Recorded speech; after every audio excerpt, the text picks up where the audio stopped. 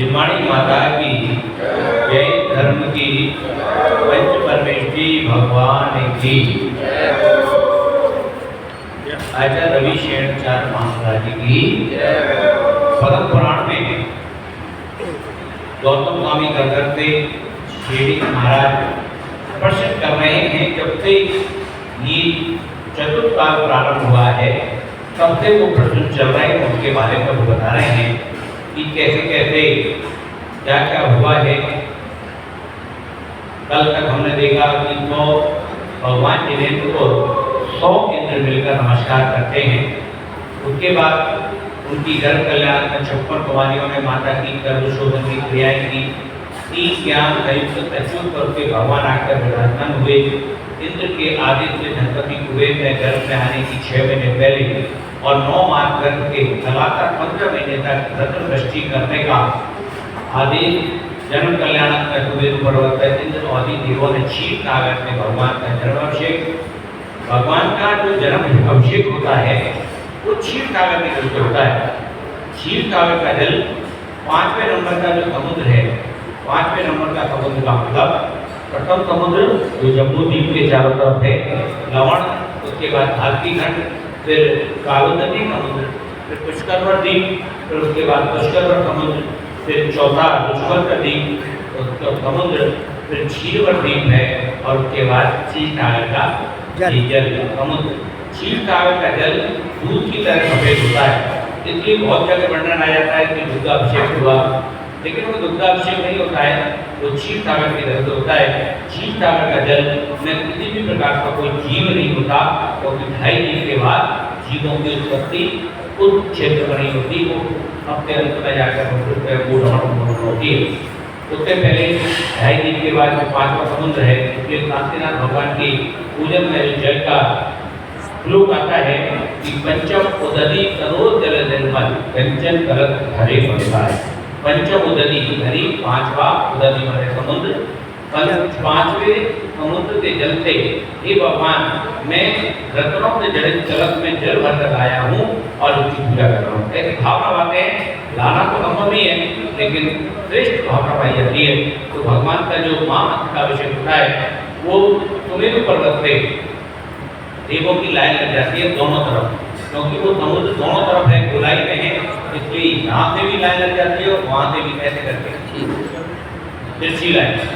वो सब एक दूसरे को कलश पकड़ाते जाते हैं और कलश पकड़ाते जाते हैं और 14 दिन के हाथ में दे देते हैं। ऐसे करके भगवान का अभिषेक होता है। और उसके बाद फिर बाल होता है, भगवान की क्रीड़ाएं, भगवान का जन्म, प्रजा के साथ 3 लोग के सभी जीवों को परम आनंद, जब तीर्थंकर का जन्म होता है तो तीनों लोगों के जीवों को परम आनंद प्राप्त होता है। नरक में जहाँ एक क्षण के लिए भी, एक श्वास के लिए भी दुख नहीं है, वहाँ भी तीर्थंकर के जन्म के समय वहाँ पर उनको दुख की अर्थात अभिवृद्धि होती है। और नारक के जीवों को भी कुछ समय के लिए दुख नहीं दिया गया है। जो नरक के जीव हैं उनको भी भगवान के जन्म के समय कोई समय ऐसा होता है कि अब हमें दुख नहीं है, शांति प्राप्त हुई, लेकिन पिता के बहुत दिनों के विरोधी शत्रु भी उनके चरणों में आकर नमस्कार करने लगे। छत्र चमर महान हाथी को जोड़कर प्रेम पूर्वक हाथी घोड़े रथ अनेक वस्तुएं भेंट कर हाथ जोड़ नमस्कार किया। अनेक देशों की प्रजा वहाँ आकर भगवान के चरणों में निवास करती है। प्रजा राग भाव में लिप्त रहती है, फिर भी भगवान का मन भोगों में नहीं लगा। जैसे सरोवर में कमल से भिन्न रहता है, वैसे ही भगवान जगत की माया के अतिरिक्त रूप रहते हैं।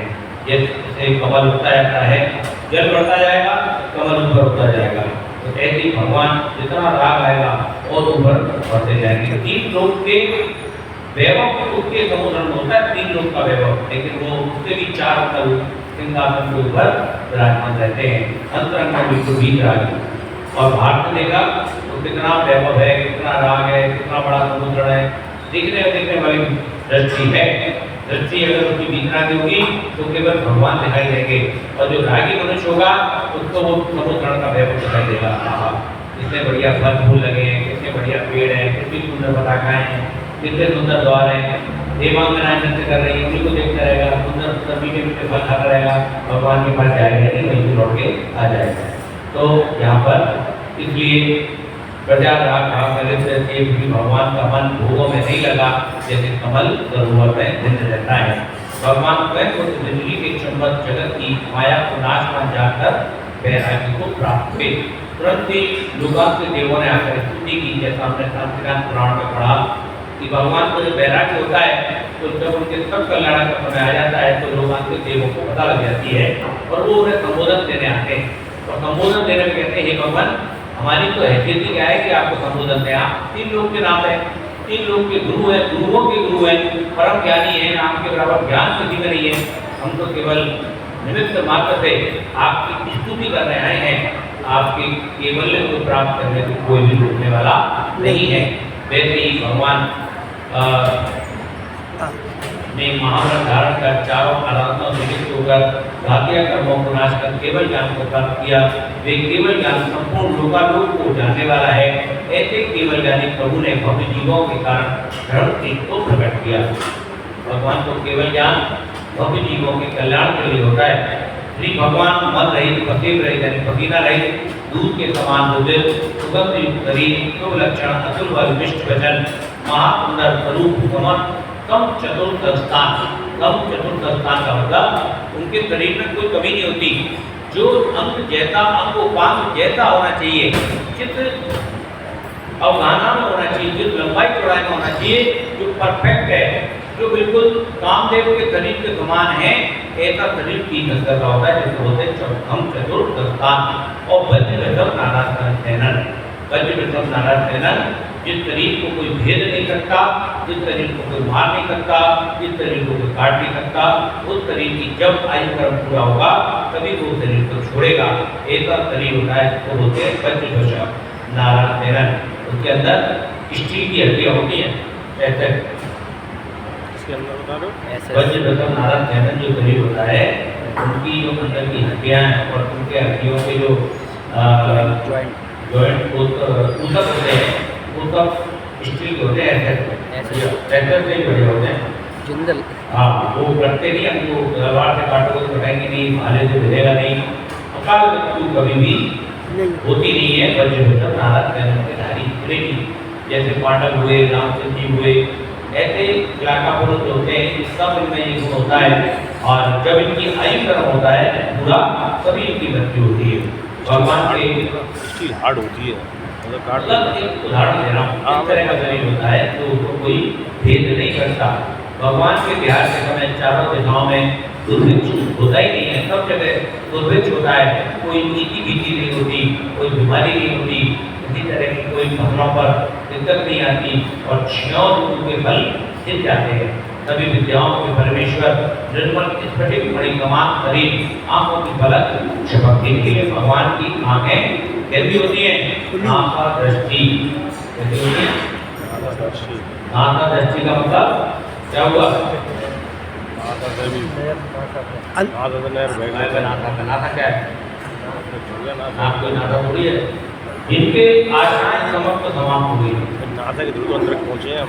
उनकी दृष्टि आशा की कोई आशा नहीं है, बिल्कुल विपरीत रागी है। जैसे नासा दृष्टि भगवान की दृष्टि होती है, पलक चमकती नहीं है, कीश बढ़ती नहीं, समस्त जीवों में मित्रता होती है। उनके तीर्थंकर देव, तीर्थंकर नाम के देव होते हैं, उसके कारण अगर जन्म जन्मांतर के शत्रु भी आएंगे वो भी मित्र हो जाएंगे। शीतल मंद मंद सुगंध चलती है, 6 ऋतुओं के फल फूल मिलते हैं, धरती दर्पण के समान स्पष्ट हो जाती है, आकाश कांच के समान नीला हो जाता है। पवन कुमार देव 1 योजन पर्यंत भूमि को कंकड़ पत्थर से भेद कर देते हैं। पवन कुमार देव जो होते हैं, जो भवनवासी देव होते हैं, पवन कुमार, उनको जो लोग पवन देव जो उसमें आते हैं सनातनों में, वो पवन जी उनके नाम हैं जो पैमाने भवनवासी देव वाले होते हैं। तो उसमें पवन कुमार देव आकर 1 योजन पर्यंत भूमि को भगवान का जब ध्यान बना होता है तो कंकड़ पत्थरों से भेद कर देता है। और मेघ कुमार देव क्या करता है? गंधोदक यानी सुगंधित जल की जिन प्रसाद होती है, पागल बहुत बरसते, उसके बाद लास्ट में ऐसे मंद बूंदें गिरती है। प्रभु के विहार में देव चरण कमल के नीचे पूर्ण में 225 कमलों की रचना करते हैं। फिर भी प्रभु कमल को स्पर्श नहीं करते होते, 3 कल 4 कल ऊपर करते हैं, आकाश में ही गमन करते हैं, क्योंकि उनसे कोई भी जीविका नहीं होती। पृथ्वी पर सभी ऋतुओं के स्थान रखते हैं, सभी ऋतुओं के होते हैं समय। आकाश स्वच्छ होता है, दिशाएं निर्मल होती हैं, सूर्य के तेज को बलित करने वाला 1000 आरों से युक्त धर्म चक्र भगवान के आगे आगे चलता है। जैसे आपने देखा होगा महावीर जयंती में धर्म चक्र चल रहा था, आगे आगे ऐसे इस प्रकार आर्यखंड में ध्यान करते हुए श्री महावीर स्वामी विपुलाचल पर्वत पर आकर विराजमान हुए। पर्वत पर अनेक पानी के झरने बहते हैं, वहाँ पर देव आके इतना सौंदर्य प्रकट कर देते हैं, इतने सुंदर झरने, फल फूल, सुगंधित वायु सब प्रस्तुत हो जाती है भगवान के कुंड से। और मनोरम शब्द हो रहे हैं जहाँ वेद और वृक्ष सुशोभित हैं, और वेद जो होती है ना, वेदों में पुष्प लगे हुए हैं, वृक्ष हैं, और वहाँ जाति विरोधी जीवों ने भी पैर छोड़ दिया। सिंह और गाय एकदम बैठे हुए हैं, पक्षी बोल रहे हैं, मधुर वाणी दिखाई दे रही है, गैर प्रकृति हाथी बैठे हुए हैं, गुफाओं के बीच में सिंह बैठे हुए हैं। जैसे कैलाश पर्वत पर भगवान ऋषिकेश विराजमान थे, उसी प्रकार विपुलाचल पर्वत पर श्री वर्तमान स्वामी विराजमान हुए। श्री भगवान महावीर स्वामी को केवल ज्ञान उत्पन्न होते ही इंद्र का आकर कंपायमान हुआ। अब क्या होता है, जैसे विपुलाचल पर्वत पर भगवान गए, वहाँ पर उन्होंने तपस्या की, और तपस्या करते करते उन्हें केवल ज्ञान प्रकट हो गया। 14वें स्थान पर पहुंचे, 13वें स्थान पर पहुंचे, और जैसे ही भगवान को केवल ज्ञान प्रकट होता है तो सब देवों के लिंगासन कंपायमान होते हैं। वैसे इंद्र का नाम दिया है क्योंकि इंद्र को व्यवस्था करनी है समुद्र की, लेकिन सबको पता लग जाती है कि भगवान को केवल ज्ञान प्रकट हो गया, क्योंकि वो उनके केवल ज्ञान कल्याण मनाने आएंगे, इसलिए सारे देवों को भी पता लग जाती है। तब इंद्र अवधि ज्ञान से जानकर अपने आसन के साथ जहाँ भगवान है उस दिशा में जाकर नमस्कार करता है। तुरंत इंद्र ऐरावत हाथी पर बैठकर आया। अनेक देव अपने अपने वाहनों पर बैठकर इंद्र के साथ आए, जिन्हें दर्शन के उत्साह पूर्ण प्रसन्न हो रहे हैं।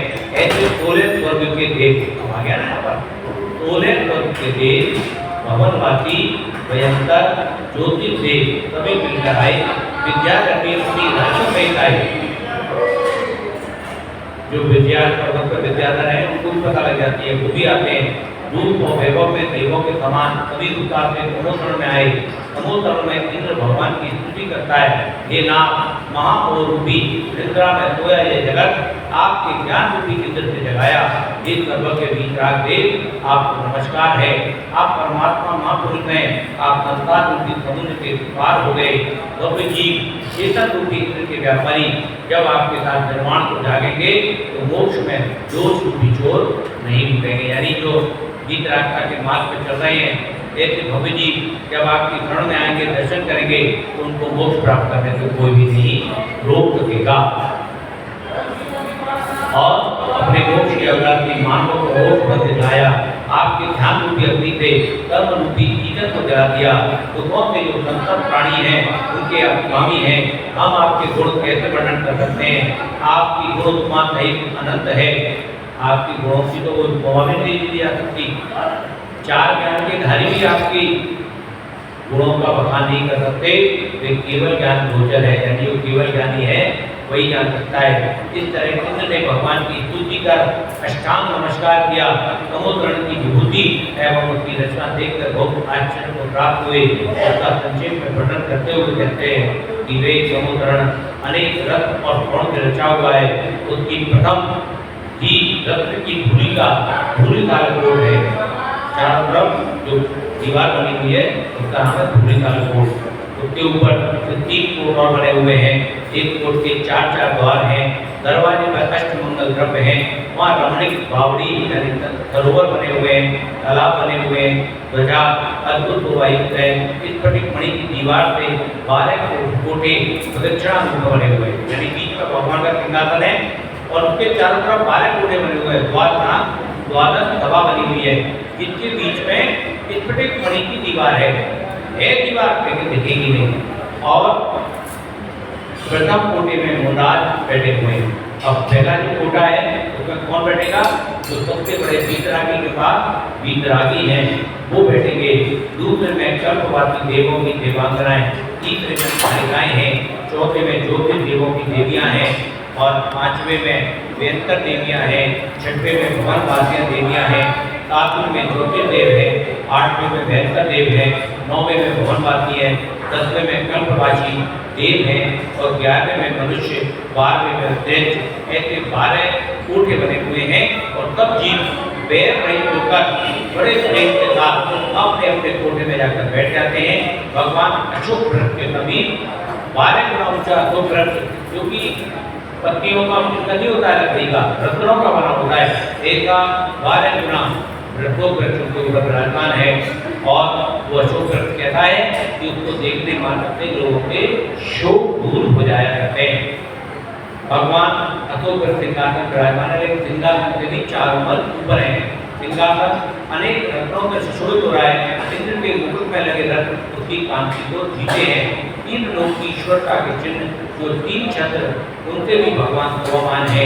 देव उसकी वर्षा करते हैं, 64 चमन टिरपट उड़ाते हैं, धुंधुनी बाजे बजते हैं, उनकी अत्यंत सुंदर ध्वनि हो रही है।